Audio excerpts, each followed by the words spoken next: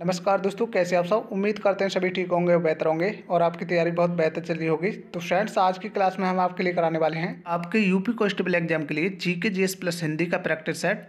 तो इस टेस्ट को दोस्तों हमने आपके यूपी कांस्टेबल एग्जाम को बिल्कुल सटीक ध्यान में रखते हुए बनाया है। तो इसमें आपके लिए history, politics, science, geography, current affairs, UP special और हिंदी के मोस्ट इंपोर्टेंट क्वेश्चन देखने को मिलेंगे, जैसा कि आपके यूपी कांस्टेबल एग्जाम में पूछे जाते हैं। इसलिए आप वीडियो में शुरू से अंत तक जरूर बने रहें और देखें आप इन 60 प्रश्नों में से कितने क्वेश्चनों का सही आंसर कर पाएंगे। तो फ्रेंड्स, राह संघर्ष की जो चलते हैं, एक दिन वही इतिहास बदलते हैं, जिसने जीती है रातों से जंग, सूर्य बनकर एक दिन वही चमकते हैं। तो फ्रेंड्स, अब की बार भी आपके लिए यूपी कांस्टेबल एग्जाम में अच्छा स्कोर करना है। तो चलिए दोस्तों, बिना देरी के क्लास को शुरू करते हैं। तो आज का पहला क्वेश्चन है, भारतीय कैलेंडर के अनुसार वर्ष का प्रथम माह कौन सा होता है।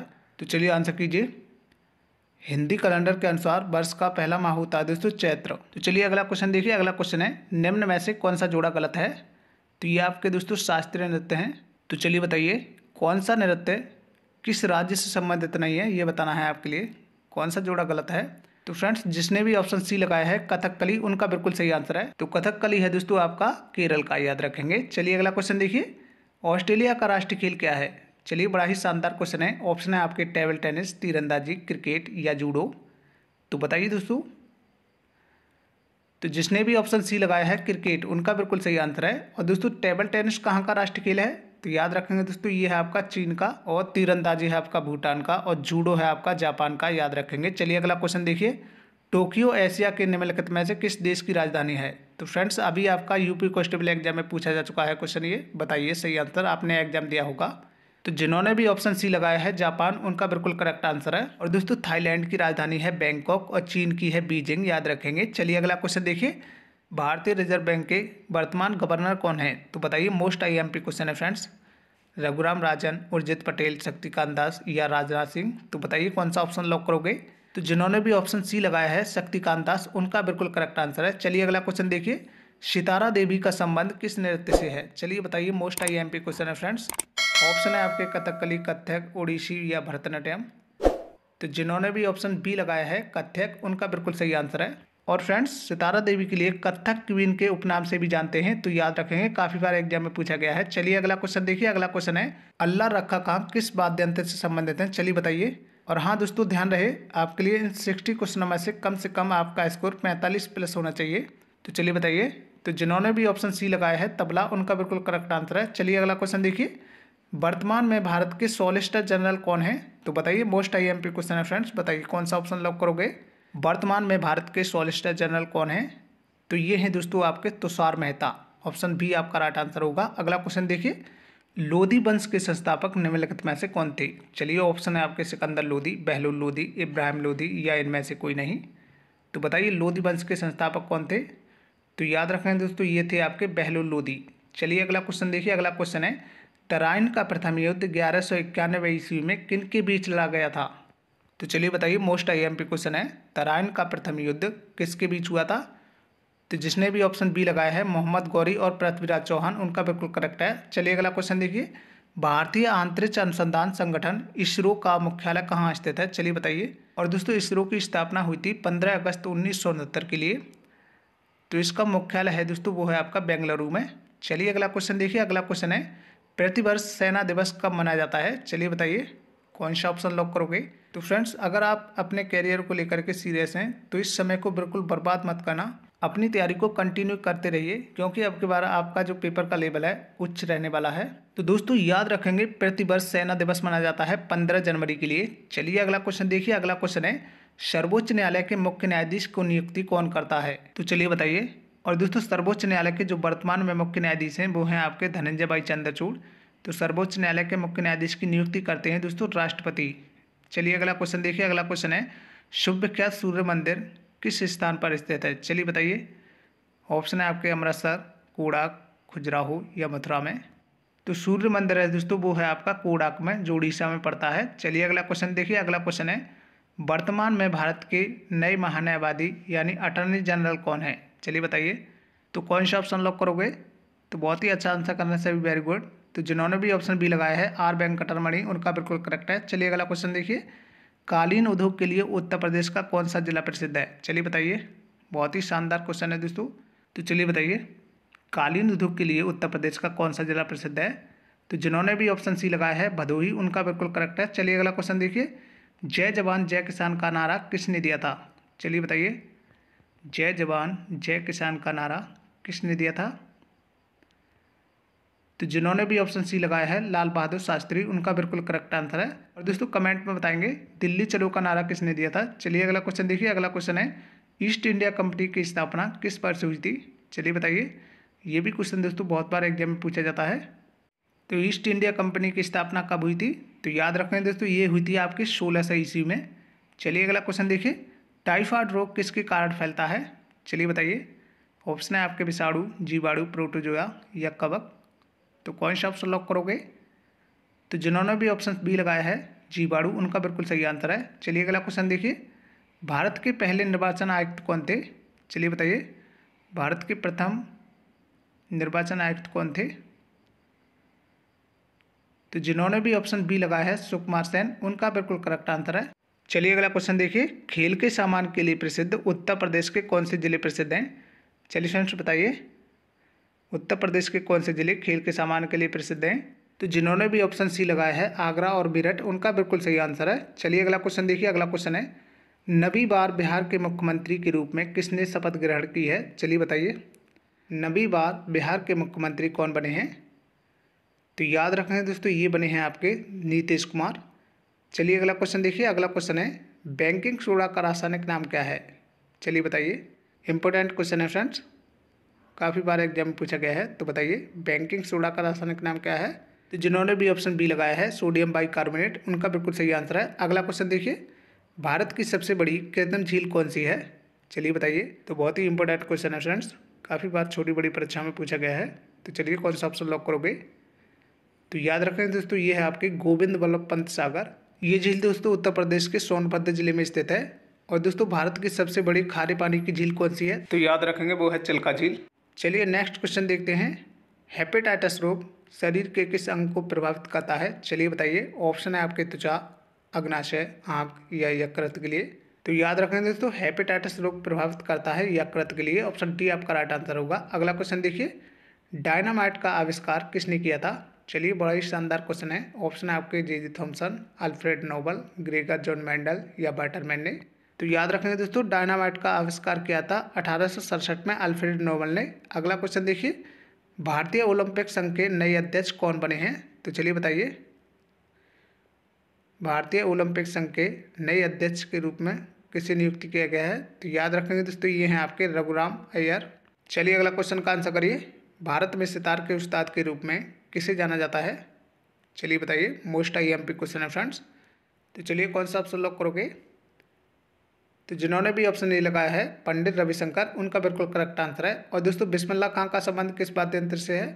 तो ये है दोस्तों एक शहनाई वादक। तो याद रखना है आपके लिए। चलिए अगला क्वेश्चन देखिए, अगला क्वेश्चन है हाइड्रोजन की खोज किसके द्वारा की गई थी? चलिए बताइए, मोस्ट IMP क्वेश्चन है। ऑप्शन है आपके चार्ल्स, कैवेंडिश, मेंडलीव या प्रेस्टले ने।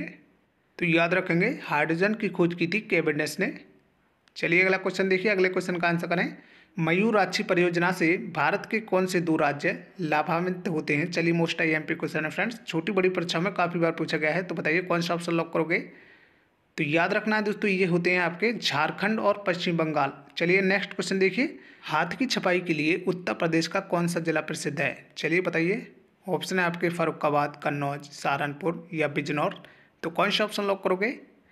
तो जिन्होंने भी ऑप्शन ए लगाया है फर्रुखाबाद, उनका बिल्कुल करेक्ट आंसर है। अगला क्वेश्चन देखिए, केंद्र सरकार ने किसे इसरो का नया अध्यक्ष के रूप में नियुक्त किया है? और दोस्तों कई एग्जामों में इसरो का विस्तृत रूप भी पूछा गया है। तो इसका विस्तृत रूप होता है इंडियन स्पेस रिसर्च ऑर्गेनाइजेशन।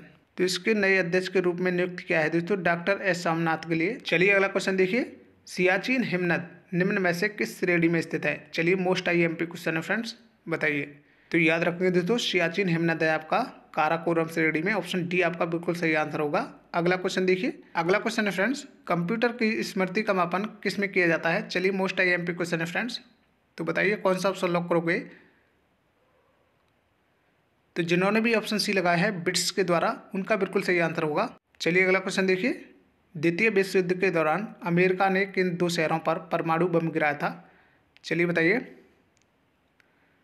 तो फ्रेंड्स याद रखेंगे, अमेरिका ने द्वितीय विश्व युद्ध के दौरान जापान के 2 शहर हिरोशिमा और नागासाकी पर परमाणु बम गिराया था। तो इसका ऑप्शन डी आपका राइट आंसर होगा। चलिए अगला क्वेश्चन देखिए। अगला क्वेश्चन है, भारत सरकार द्वारा प्रधानमंत्री सुकन्या समृद्धि योजना कब लागू की गई थी? चलिए मोस्ट IMP क्वेश्चन है फ्रेंड्स। तो कौन सा ऑप्शन लॉक करोगे? तो याद रखेंगे दोस्तों, ये की गई थी 22 जनवरी 1915 में। चलिए अगला क्वेश्चन देखिए। अगला क्वेश्चन है, अकबर का मकबरा निम्नलिखित में से किस स्थान पर है? चलिए यूपी कॉन्स्टेबल एग्जाम में अभी पूछा गया था। तो बताइए अकबर का मकबरा कहाँ है? तो ये है दोस्तों आपका सिकंदरा में। चलिए अगला क्वेश्चन देखिए। अगला क्वेश्चन है, निम्नलिखित में से कौन सा भारत के पूर्वी तट पर स्थित खारे पानी की सबसे बड़ी झील है? तो बताइए, ये भी आपका यूपी कॉन्स्टेबल एग्जाम में अभी पूछा गया था। तो आपने कौन सा ऑप्शन लगाया था इसमें? तो जिन्होंने भी ऑप्शन बी लगाया था उनका बिल्कुल करेक्ट आंसर था चिल्का झील। चलिए अगला क्वेश्चन देखिए। अगला क्वेश्चन है, उत्तर प्रदेश में वन महोत्सव सप्ताह मनाया जाता है। तो बताइए वन महोत्सव सप्ताह कब से कब तक मनाया जाता है? तो याद रखें दोस्तों, ये मनाया जाता है 1 जुलाई से 7 जुलाई तक। ऑप्शन बी आपका राइट आंसर होगा। अगला क्वेश्चन देखिए। अगला क्वेश्चन है, निम्न में से कौन सा चैनल श्रीलंका को भारत से अलग करता है? ये भी दोस्तों आपका यूपी कॉन्स्टेबल एग्जाम में पूछा जा चुका है। तो बताइए। तो याद रखेंगे दोस्तों, भारत से श्रीलंका अलग होती है पाक जलडमरू माध्य के द्वारा। तो फ्रेंड्स यहाँ से आपकी हिंदी शुरू होती है। तो चलिए पहले क्वेश्चन का आंसर करिए। बड़ा ही शानदार क्वेश्चन है, अनाथ का विलोम क्या हो जाएगा? चलिए दोस्तों, बहुत बार एग्जाम में पूछा गया है। ऑप्शन है आपके धनी, निर्धन, बेकार या सनात। तो जिन्होंने भी ऑप्शन डी लगाया है सनात, उनका बिल्कुल सही आंसर है। चलिए अगला क्वेश्चन देखिए। अगला क्वेश्चन है, अल्पज्ञ का विलोम क्या हो जाएगा? चलिए मोस्ट IMP क्वेश्चन है फ्रेंड्स। अल्पज्ञ का विलोम बहुत बार एग्जाम में पूछा जाता है। तो बताइए कौन सा ऑप्शन लॉक करोगे?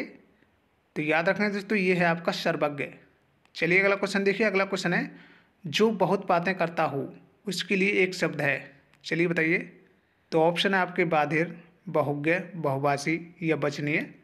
तो जिन्होंने भी ऑप्शन सी लगाया है बहुभाषी, उनका बिल्कुल सही आंसर है। अगला क्वेश्चन देखिए, जो सरलता पूर्वक प्राप्त किया जा सके, तो उसके लिए एक शब्द क्या हो जाएगा? चलिए बताइए। तो बहुत ही अच्छा आंसर करना है सभी, वेरी गुड। तो जिन्होंने भी ऑप्शन सी लगाया है सुलभ, उनका बिल्कुल सही आंसर है। अगला क्वेश्चन देखिए, पद्मावत किसकी प्रसिद्ध रचना है? तो चलिए बताइए, मोस्ट IMP क्वेश्चन है फ्रेंड्स, बहुत बार एग्जाम में पूछा जाता है। पद्मावत किसके द्वारा रचित है? तो ये है दोस्तों आपकी मलिक मोहम्मद जायसी की। चलिए अगला क्वेश्चन देखिए। अगला क्वेश्चन है, मखमली जूते मारना मुहावरे का सही अर्थ बताएंगे। चलिए, मखमली जूते मारना मुहावरे का सही अर्थ कौन सा हो जाएगा? तो जिन्होंने भी ऑप्शन ए लगाया है मीठी बातों से लज्जित करना, उनका बिल्कुल सही आंसर है। चलिए अगला क्वेश्चन देखिए। अगला क्वेश्चन है, अंधे की लकड़ी होना का सही अर्थ बताएंगे। ऑप्शन है आपके गवार व्यक्ति, अनपढ़ व्यक्ति, एकमात्र सहारा या बिल्कुल असमर्थ होना। तो जिन्होंने भी ऑप्शन सी लगाया है एकमात्र सहारा होना, उनका बिल्कुल सही आंसर है। अगला क्वेश्चन देखिए, सर्वश्रेष्ठ रस किसे माना जाता है? चलिए बताइए। मोस्ट IMP क्वेश्चन है फ्रेंड्स, सर्वश्रेष्ठ रस किसे माना जाता है? तो याद रखेंगे दोस्तों, ये कहा जाता है श्रृंगार रस के लिए। चलिए अगला क्वेश्चन देखिए। अगला क्वेश्चन है, सुहाग के नुपुर के रचयिता कौन है? चलिए बताइए। ऑप्शन है आपके निराला, मोहन राकेश, अमृतलाल नागर या प्रेमचंद। तो कौन सा ऑप्शन लॉक करोगे? तो जिन्होंने भी ऑप्शन सी लगाया है अमृतलाल नागर, उनका बिल्कुल सही आंसर है। अगला क्वेश्चन देखिए, अष्टचाप के सर्वश्रेष्ठ भक्ति कवि कौन है? चलिए मोस्ट IMP क्वेश्चन है फ्रेंड्स, बहुत बार छोटी बड़ी परीक्षाओं में पूछा गया है। तो बताइए अष्टचाप के कवि कौन है? तो ये हैं दोस्तों आपके सूरदास। चलिए अगला क्वेश्चन देखिए। अगला क्वेश्चन है, शांत रस का स्थायी भाव बताएंगे। चलिए बड़ा ही शानदार क्वेश्चन है फ्रेंड, शांत रस का स्थायी भाव क्या हो जाएगा? तो चलिए, तो जिन्होंने भी ऑप्शन ए लगाया है निर्वेद, उनका बिल्कुल करेक्ट आंसर है। चलिए अगला क्वेश्चन देखिए। अगला क्वेश्चन है, निर्गुण भक्ति काव्य के प्रमुख कवि कौन है? चलिए बताइए। मोस्ट IMP क्वेश्चन है फ्रेंड्स, निर्गुण भक्ति काव्य के प्रमुख कवि कौन है? तो याद रखना है दोस्तों, ये हैं आपके कबीरदास। चलिए अगला क्वेश्चन देखिए। अगला क्वेश्चन है, शा, सा और हा ये किस प्रकार के व्यंजन कहलाते हैं? चलिए बताइए। तो बहुत ही इंपॉर्टेंट क्वेश्चन है फ्रेंड्स, बहुत बार परीक्षा में पूछा जाता है, तो आपके लिए ध्यान रखना है, ये कहलाते हैं आपके संघर्षी व्यंजन। चलिए अगला क्वेश्चन देखिए। अगला क्वेश्चन है, शुद्ध वर्तनी का चयन कीजिए। तो चलिए, कौन सी वर्तनी इसमें से शुद्ध है? तो जिन्होंने भी ऑप्शन ए लगाया है तरुण, उनका बिल्कुल करेक्ट आंसर है। चलिए अगला क्वेश्चन देखिए। अगला क्वेश्चन है, स्वर संधि के कितने भेद होते हैं? चलिए बताइए। ऑप्शन है आपके 2, 3, 5 या 6। तो कौन सा ऑप्शन लॉक करोगे दोस्तों? तो स्वर संधि के जो भेद होते हैं दोस्तों, वो होते हैं आपके 5। चलिए अगला क्वेश्चन देखिए। अगला क्वेश्चन है, उपसर्ग का प्रयोग कहाँ होता है? बताइए उपसर्ग का प्रयोग कहाँ होता है? शब्द के आरंभ में, अंत में या मध्य में या इनमें से कोई नहीं। तो याद रखेंगे उपसर्ग का प्रयोग होता है शब्द के आरंभ में।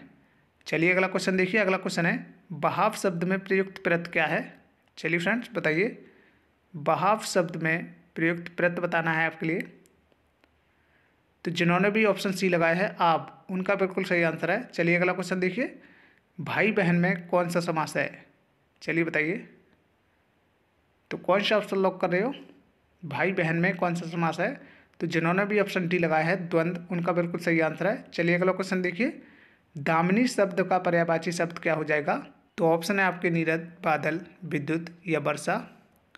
तो कौन सा ऑप्शन लॉक करोगे? तो याद रखना दोस्तों, दामिनी कहा जाता है विद्युत के लिए।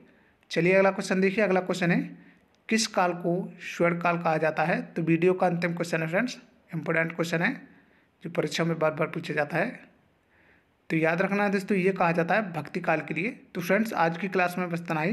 कमेंट में जरूर बताएंगे कि आपने 60 प्रश्नों में से कितने क्वेश्चनों का सही आंसर किया है।